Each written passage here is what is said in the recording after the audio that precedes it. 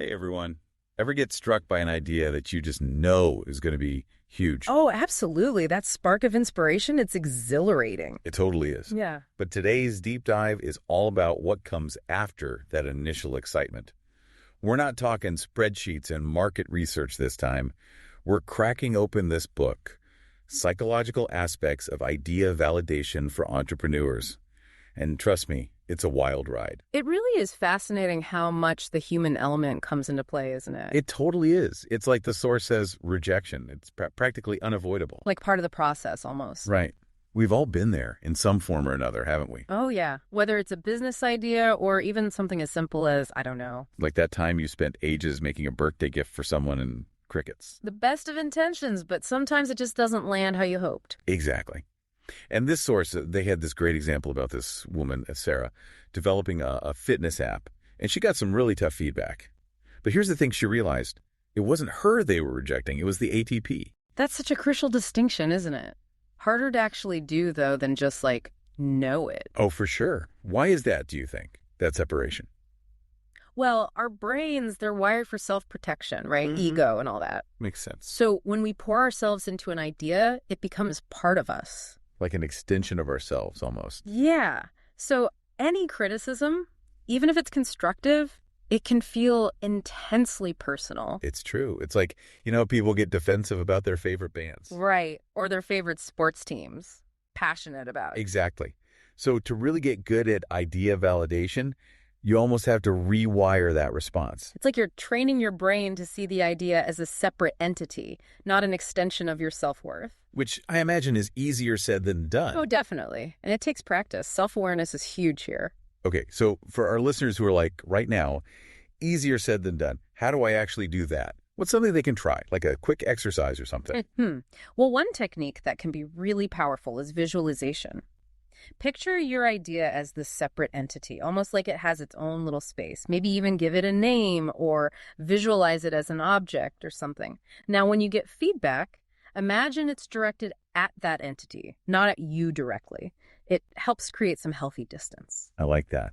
It's like you're giving your idea room to breathe and evolve. Exactly. It can take the sting out of criticism and help you process it more objectively, which is what we want. Definitely.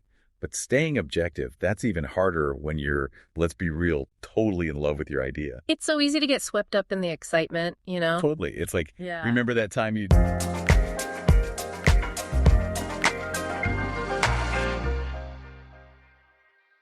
It's like you get blinded by the brilliance of it, like you're seeing it through rose-colored glasses. Yeah. The source talks about this guy, David, who was developing a project management tool. And he was so sure it was going to be the next big thing. And he almost missed some major red flags early on. Like he was so close to it, so in love with it. That he couldn't see it clearly. Exactly. And that's why setting measurable goals is so important, not just going on gut feeling, you know? So not just, this feels amazing, I'm going to go for it. Right. It's got to be more than that. Like David, he ended up creating a scorecard for his idea. So instead of just riding the wave of passion, he was like, okay, I need to hit these specific targets. User engagement, customer acquisition costs, things like that. Measurable stuff. Love the idea, but measure it too. Love that. Now, we talked about getting feedback, but even with the best intentions, Right. it's easy to get tunnel vision. Oh, for sure. And that's where diverse perspectives come in, which this source talks a lot about. I thought that was really interesting. Oh, it's absolutely crucial. When you're so laser focused on your own idea, you're bound to miss things. You need those fresh eyes, those different viewpoints to challenge your assumptions, you know? Spot the pitfalls you might have totally overlooked. And this source had this great example of this woman, Lisa. She was working on an e-commerce idea. Okay, yeah. And she made a point of getting feedback, not just from her, techie friends, but also from people who weren't as familiar with the whole, online world. Smart. Love that. And it's like the insight she got, totally different. Oh, I bet. What did they say? So the Tech Savvy group, all about the cool features, sleek design, all that. Yeah. Makes sense. But the less tech savvy folks, they were the ones who pointed out things like, how do I actually navigate this thing? Oh, the usability stuff. Exactly. Stuff that seems obvious in hindsight, but you get so used to. Totally. It's like you're so deep in it, you don't even see it anymore. Yes. It's like sometimes you need that friend who's like brutally honest about your outfit. Right. That's the friend you need. Exactly. So where can our listeners go to get that kind of diverse feedback? Who should they be talking to? Honestly, the resources are everywhere. Start with your own networks, friends, family, colleagues. Even think like old classmates. Anyone who fits the profile of your target audience. Don't be afraid to put it out there, even if it's outside your usual circles. Get comfortable with being a little uncomfortable. Exactly. And events are great for that too. Industry events, conferences, even just online communities related to your field. You never know who you'll meet or what kind of insights they might have. So true. It's all about being open and putting yourself out there. Mm-hmm. Okay, so let's say you're doing all that, you're staying objective, you're getting that feedback, but this whole validation process, it's a marathon, not a sprint. Am I right? 100%. And just like a marathon, you're going to hit those walls, Oh, tell me about it. You're going to have those moments of doubt, maybe even a few facepalm moments where you're like, what was I thinking? But that's totally normal. It's part of the process. Exactly. And this is where resilience is key.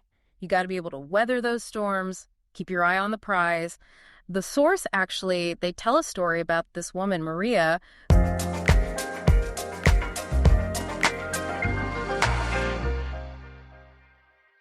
who was building a software product. Oh, yeah, what'd she do? So it was a long, hard road, lots of ups and downs. But she did this really smart thing. She celebrated the small wins along the way.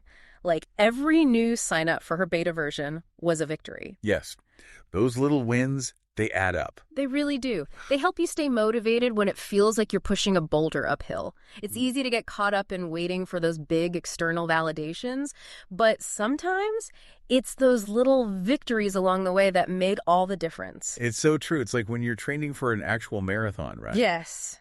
Hitting each mile marker, even when you're exhausted, it's like this little boost of energy. Like, okay, I can keep going. That's a great analogy. And it ties into this idea of a growth mindset, which is something the source emphasizes. They talk about this guy, Alex, whose first attempt at validating his business idea totally flopped. Like it just didn't work out. Oh, no. But here's the thing. He didn't see it as failure. He saw it as a learning opportunity. Like, okay, what can I learn from this? How can I use this experience to come back even stronger? Okay, I love that. Reframing it.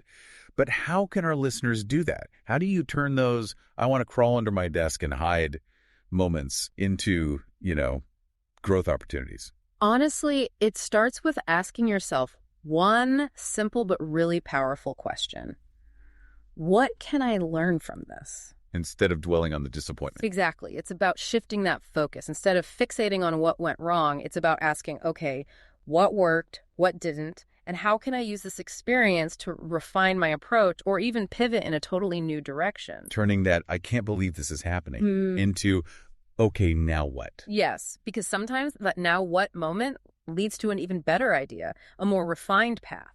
Speaking of paths, there comes a point where you have to decide which one you're going to take, right? Like you're playing poker, knowing when to hold them, knowing when to fold them. Oh, absolutely. And that's where things can get really tricky, emotionally speaking, because this source, they get into this whole dilemma of pivoting versus abandoning an idea. And that can be one of the most gut-wrenching decisions an entrepreneur has to make. Because you're so invested, Yeah. It's tough to know when to call it a day. It really is. And it's not always clear-cut, right? Sometimes it's about making adjustments along the way, like the source talks about with Olivia, I think it was. She was developing a productivity app. Oh, right. What happened with her? Well, it wasn't really gaining traction. Like the whole app wasn't really taking off. But here's the thing. People kept raving about this one specific feature. Interesting. So it wasn't a total wash. Exactly. And she realized, maybe she needs to pivot to focus on that one thing that was resonating instead of the entire app as it was. I get it. It's like you put on a variety show.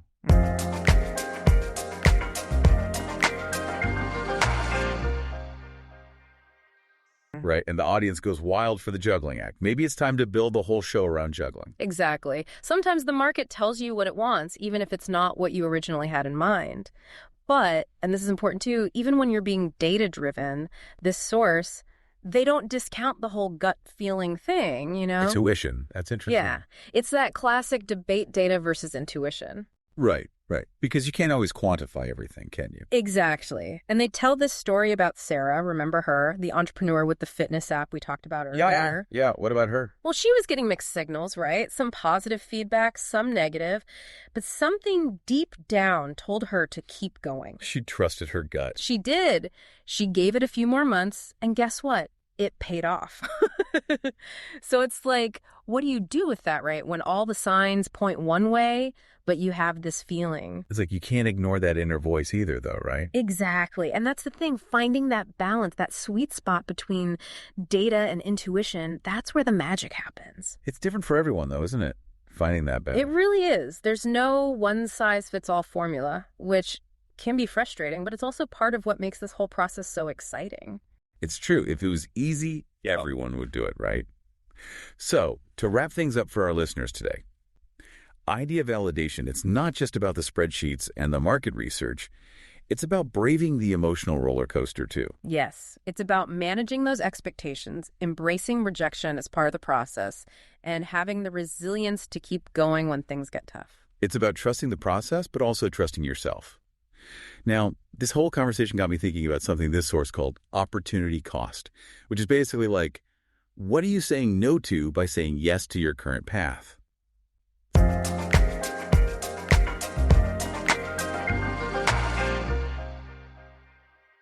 It's a question worth pondering, whether you're knee-deep in startup life or just toying with a new idea. And hey, we want to hear from you. Head over to our social media. Tell us what resonated with you from today's deep dive. Until next time, keep those ideas flowing and those mindsets strong.